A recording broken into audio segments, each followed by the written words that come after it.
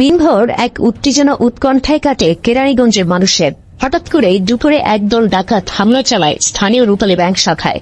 ভিতরে ঢুকেই সবাইকে জিম্মি করে তারা 15 লাখ টাকা দাবি করে বলে জানায় প্রত্যক্ষদর্শীরা। তাদের ভাষ্যমতে ভিতরে 10 থেকে 12 জনের একটি দল ঢুকলেও পরে 4 জন ভিতরে থাকে এবং বাকিরা বাহিরে অবস্থান নেয়। বিষয়টি জানাজানি হয়ে গেলে প্রথমেই এলাকাবাসী ব্যাংকটিকে ঘেরাও করে ফেলে।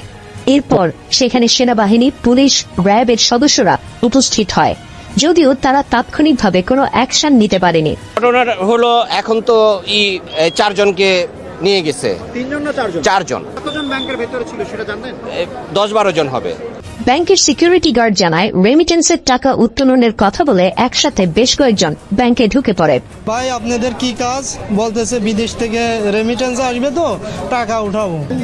ক্যাশের দিকে চলে যাচ্ছে, তখন আমি ক্যাশের দিকে বাধা দিচ্ছি না, বাধা দিলে পারে তখন আমার মাথায় বন্দুক ঠেকাইছে। দিনভর নানা নাটকীয়তার পর সন্ধ্যায় যৌথ বাহিনীর কাছে আত্মসমর্পণ করে ডাকাত দলের 3 সদস্য। তবে প্রশ্ন থেকে যায়, ভেতরে 4 জন সদস্য ঢুকলেও গ্রেফতার হয় 3 জন। একজন কিভাবে পালিয়ে যায়, আর বাকি 10 থেকে 15 জনকে ধরতে না পারার ব্যর্থতা কি সেনা তথা যৌথ বাহিনীর নয়? আজ সারাদিনের ঘটনা দেখার পর মানুষের মুখে মুখে এখন একটাই কথা, দিনের বেলায় ব্যাংক ডাকাতি, ইউনুস রাজ্যে এটাই শান্তি।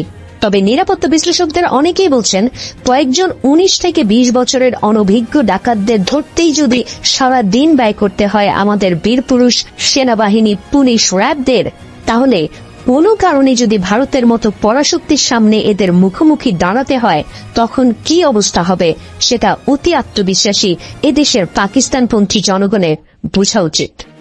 Desk report, বিবাংলা.net।